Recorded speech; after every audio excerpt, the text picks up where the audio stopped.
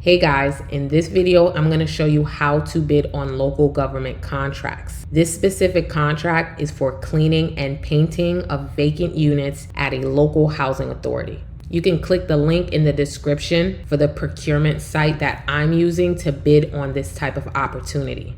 You can also go on to sam.gov, get registered on sam.gov to bid on federal government contracts. This local site I'm on have opportunities in Delaware, Pennsylvania, and Maryland. Now, once you're logged in on this free site, you'll see multiple opportunities in the area. But today we're gonna bid on a cleaning and painting contract. Now, the three most important dates when you're bidding on local opportunities, guys, or federal opportunities is the due date, the questions due date. They even give you a due date to ask questions, guys, and the date of the site visit. So depending on the contract, this is for cleaning and painting vacant units. Depending on the opportunity, guys, there will be a scheduled site visit where you can actually see what you will be servicing. So the three most important dates is the due date, the questions due date, and the date of the site visit. Now, I already went on this site visit. I can show you guys a quick B-roll on how the units looked. It was a very informative site visit. I always recommend going on one so you know exactly how to price on this opportunity.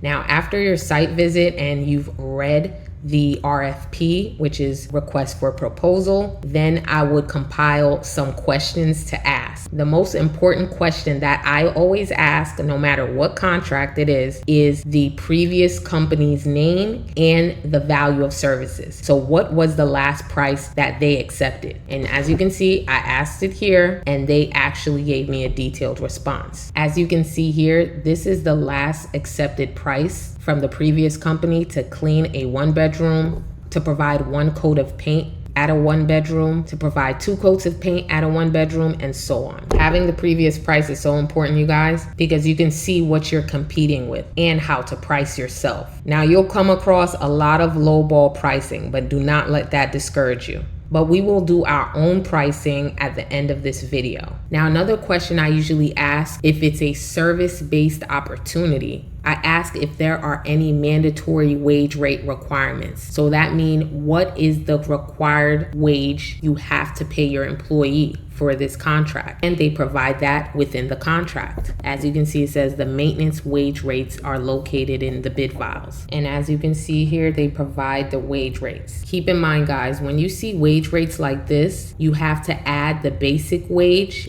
and the fringe benefits together. Some other questions that I've asked was what time we can start working. Usually depending on the opportunity, guys, if you're working for a housing authority, most of the time they have working hours. So it can be Monday through Friday, or you can also work weekends. The start time can be 7 a.m. to 3 p.m. But in this case, which is great, you can start working from 7 a.m. to 7 p.m. and you can work 7 days a week. So there aren't any time constraints and your team can get the work done. So just a quick recap, guys. We're going over the most important dates, which of course is the due date, the question date, and the site visit date. We've already gone to the site visit. We know the due date, and these are just some questions that I asked for this contract. And the most important question, guys, is what was the last price? Just so you can see what was the last price they accepted. And as you can see here, this was the last price accepted to clean and to paint vacant units at this housing authority.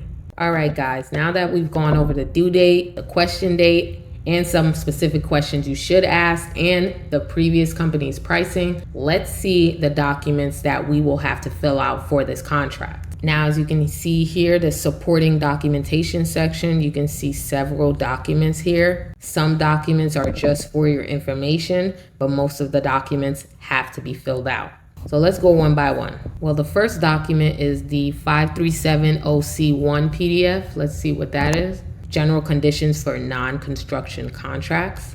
And in a later video, guys, I'm going to show you how to get your home improvement license, which is to get licensed as a general contractor. All right, that's that for the first one. Now the next document, additional provisions for PA. Download that, open that up. And this is also a general information kind of document. All right, guys, next on the list, anti-pollution legislation.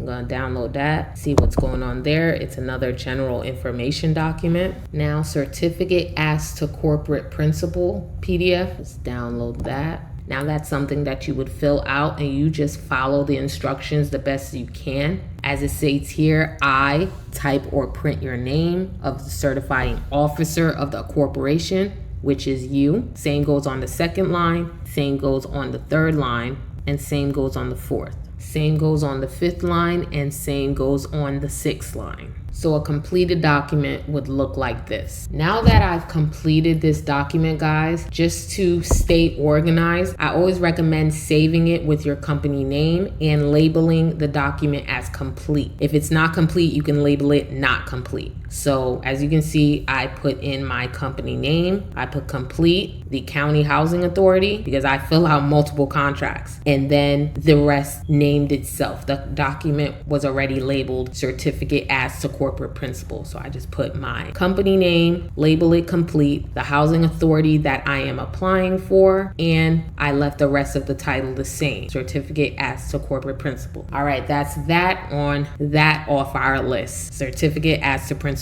done. Now let's see what else they need. Next document is certified statement department PDF. Now we're gonna download that. All right, so the certified statement department PDF. This document needs to be notarized. So I recommend you do not fill this out by typing on it. You print it out, leave it blank, and fill it out in front of the notary, because they won't accept it if it's already signed and written on. So for this document, guys, just make sure you print it out, get that notarized, scan it, and upload it when you're submitting your documentation for this opportunity. And also, most contracts have a cheat sheet on what documents that are needed to be submitted. So as you can see here, it shows all the documents that are needed for the bid to be considered valid. So you can always go back to this cheat sheet, cross off your list everything that you've done. We just did the certificate to corporal principal, the certified statement department. We're gonna save that for later. We printed it out and we're gonna get that signed by the notary, and we're gonna keep moving. Another important thing, you guys, when you're bidding on local contracts or federal contracts, not only the due date and the question date and the site visit date is important, you have to know if a bid bond is required with that contract. So usually there is, and sometimes there isn't. For this specific contract that we're going over, cleaning and painting of vacant units, they are asking 5% of the total amount of the bid. So say if you bid $30,000, they will need you to send them a certified check or a bank cashier's check or a bid bond of 5% of the total amount that you bid. So if you bid $30,000, you will have to send them 5% of that.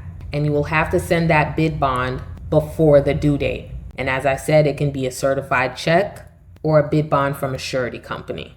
All right, guys, let's move on. Now, the next document on the list is HUD 2530 PDF. Let's open that up, see what they want. All right, so let's fill this out together. First question, reason for submission, enter that in, and I'll show you my completed form that I did. All right, now as you can see, I entered in the reason for submission to bid on a contract, the agency name and city where the application is filed, which is the HUD office and Monroe County Housing Authority. The project name is the Clean and Paint Vacant Units for Monroe County Housing Authority. The type of project, new. The section of act, you can put NA if it's unknown. The number of bedrooms and units, that is unknown. And the loan or contract amount has not been official, so I added unknown. Now for here, number 7, list all proposed principals and attach organization chart for all organizations. You would enter the name and address of the principals and affiliates, enter in the role of each principal, either owner, manager, and enter in the EIN number or your social security number. Now at the bottom of the document, you would print your name, add your signature, enter in the date and your phone number. And at the bottom here, they asked me to print my name again and enter in my phone number again. Don't let these documents confuse you guys. use that opportunity to ask questions before the question due date. And if you're not sure what to enter in, always better to ask questions or enter NA or unknown. All right, that's that on the previous participation certification document. Now the next document they're asking for is the HUD 5369 PDF. Download that and you just go through it and see if there's anything that you need to be filling out. And it looks like a general information document.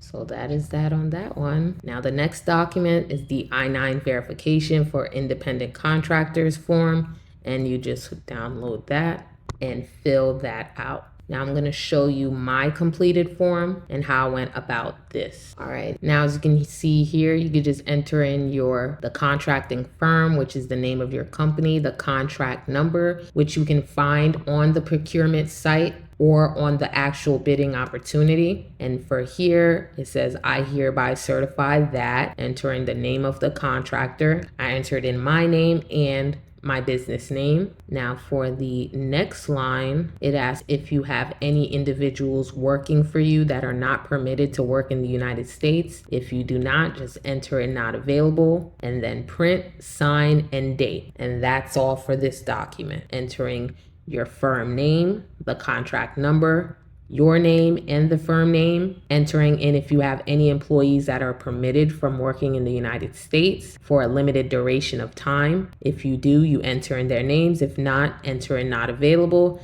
Then you would print, sign, and date. Now on to the next document, the Monroe County Maintenance Wage Decision. Now we already opened up this file. This was a PDF of the mandatory wage requirements, which I can show you again. And usually there are prevailing wage rates on certain opportunities, especially when you're working with the housing authority. They tell you what is the minimum wage you can pay your employees, so nothing under that. And when you're doing wage rates, you add the basic wage and the fringe benefits. So if the minimum you had to pay your employee was as a maintenance aide for $9.48, you would have to add that $9.43, and that will be your minimum wage you would pay your employee. Now let's move on to the next document. The next document is a non-collusive agreement. You will see this document a lot when you're bidding on local contracts, and this document has to be notarized. So when you have a document that has to be notarized, I recommend not to fill this out on your computer.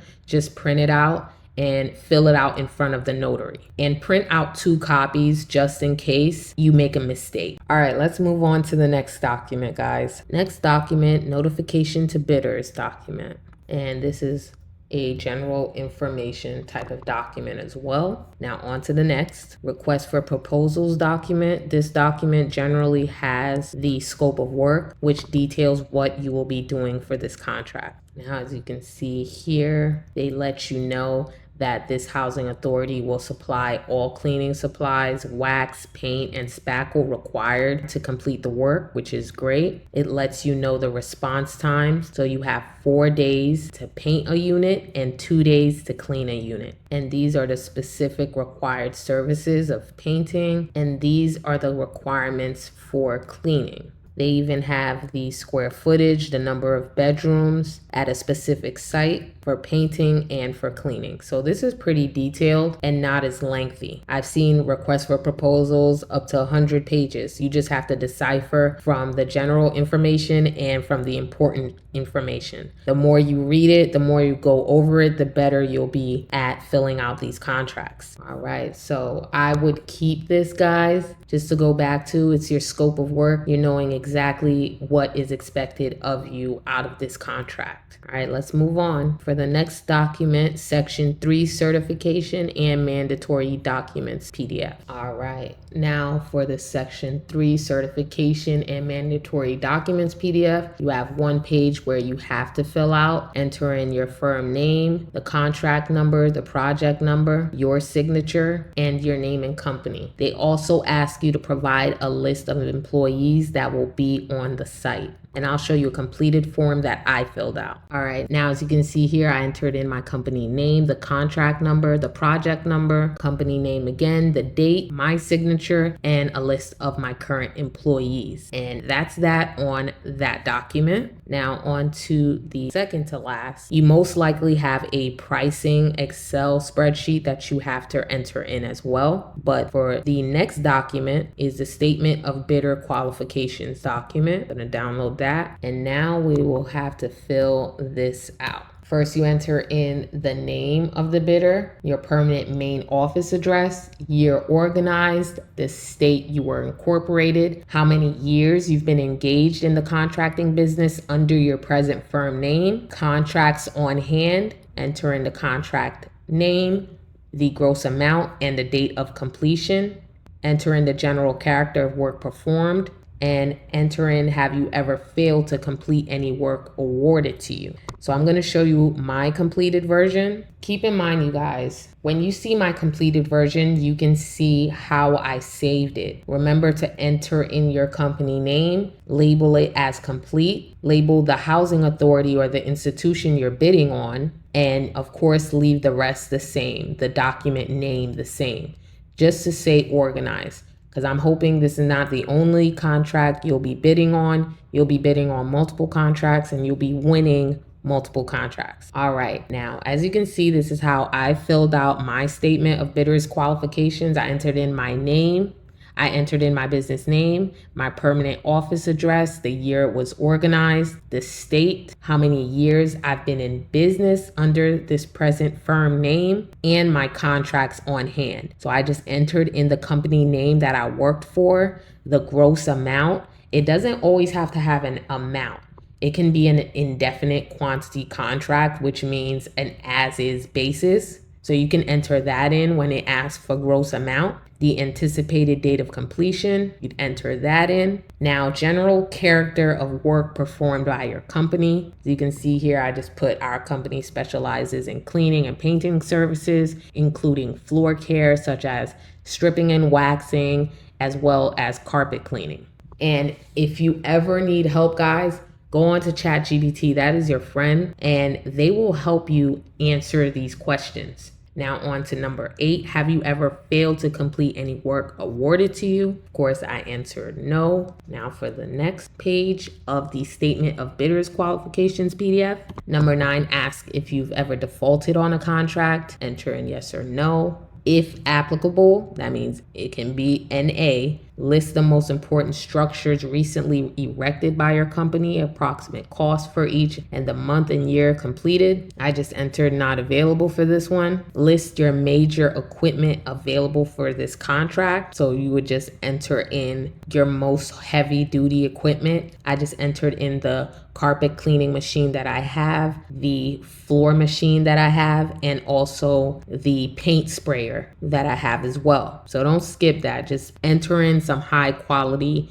equipment that you have available for the contract. Now for number 12, it asks me, if applicable, enter in some experience in construction works similar in importance to this project. Our company has done post-construction cleanups, so we just entered that in as well. Now for number 13, some important documentation they're going to ask you for. Background and experience of principal members of your personnel, including the officers. Furnish resumes if available. So for me, I just wrote, please see attachment, and I included a resume. You can always go on to Microsoft Word and look for resume templates, or you can go on to ChatGPT, enter in your name, your company name, your list of services, some of your experience. You just enter that in, and ChatGPT will generate you a great resume. Now I'm gonna show you a quick resume that I made on Microsoft. I didn't even use ChatGPT for this. And as you can see here, it's just my name, my company name, phone number, city and state, email, website, a little about me, my logo, and my experience as a business owner, some of my degrees, and the skills we specialize in. Short, sweet, and straight to the point, guys. They just need a resume. Now, if you have resumes for your personnel, you can easily come up with one through Microsoft Word, or using ChatGPT, entering their name, business name, who they work for, some of their experience, and their contact information, and education as well. All right, now back to the statement of bidders' qualifications. Now, the next thing they ask is to furnish written evidence of credit available for this contract. You will see that in certain contracts as well. They will ask you to furnish a resume, furnish credit available, provide a letter of intent, and even provide an operational plan. At the end of this video, I can show you how you can come up with a quick operational plan through ChatGPT, and I'll leave a PDF down below of a letter of intent as well if you're bidding on an opportunity that asks for these documents. Now, for credit available, I just entered in please see attachment, and I'll show you what I came up with. Now, as you can see, guys, short, straight to the point, got my company logo on the right hand side, the date, and saying, Dear Monroe County Housing Authority, my company currently has this much available in credit for this contract. We have this line of business credit with this bank. We have this line of business credit with that bank, and this line of credit with this bank. At your request, we are willing to provide letters from our banking institutions to support this statement. If you have any questions or concerns, please feel free to contact us. Sincerely, yourself. Have your company name, have your company website, email, phone number, city and state at the bottom, whatever template you choose. Just make sure you have that verbiage in your credit letter. And you can always call your bank to get a letter stating the line of credit that you currently have. Or you can furnish your bank statements as evidence of available business credit. All right, guys, now for the last question, they ask you to provide a financial statement in the following form. Using this form, you'd enter in the name of the firm, which is your business name, the date, and enter in your current assets. So any cash, if you have any joint venture accounts receivable, notes receivables, deposits, materials, and prepaid expenses. Enter that in, add that up, and that will give you your total current assets. And you'd enter that in again as your fixed assets. And if you have any other assets, you'd enter that in, add that up, and it'll give you your total assets. You would then include any liabilities. So if it's all zeros, you just enter all zeros.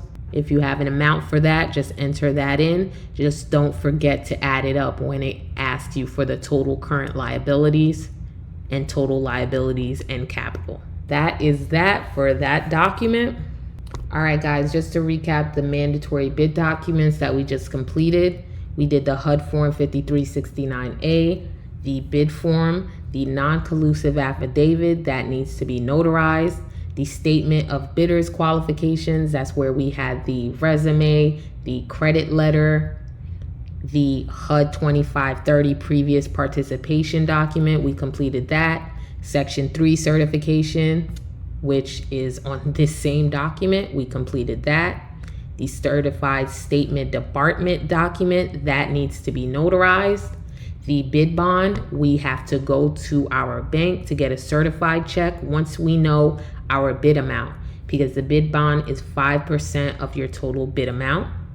The certificate to corporal principal document, we completed that. And the verification for independent contractor document, we also completed that. Now that we've got all of our paperwork together, we got our paperwork notarized as well, non-collusive affidavit and the certified statement department. Now on to pricing, guys, the deal breaker. Let's get that done. All right, guys, so now on to pricing. Now, when you get back to the page of the opportunity, scroll down past all of the documentation we just downloaded and scroll down till you see pricing section, and you will download that Excel spreadsheet. And here you will submit your pricing. I'll go to the responses section, and it asks you, how much are you going to bid for a 1-bedroom apartment? So you just enter in your price here, and this is to paint. As you go to scroll down, you'll see for painting as well, but that is to add a primer and 1 coat. They ask for painting prices for a primer and 2 coats. They ask for hourly rates as a painter, laborer, and a supervisor for painting services, unless they need any additional services. And then they'll ask you to enter in your prices for janitorial services as well. And they ask you for the hourly rate for janitorial services, and you'd enter that in. Once you've entered all that in, just remember to save it as complete, enter in your company name, the housing authority or institution that you're bidding on, just to stay organized. And like I said, the most important question you can ask them was, what was the last price they accepted? And that can help you become more competitive with your pricing. Does not mean you have to price exactly what they did, but it gives you more information when it comes to pricing your bid.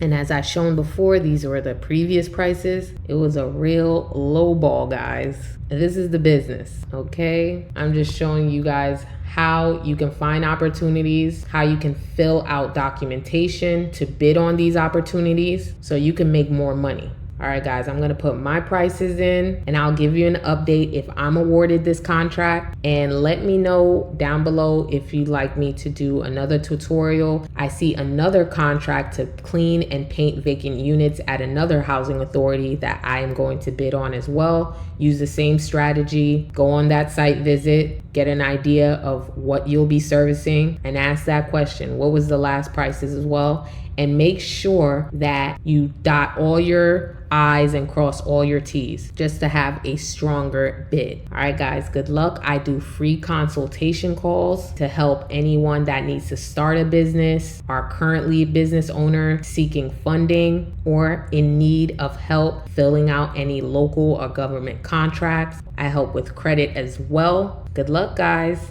Peace.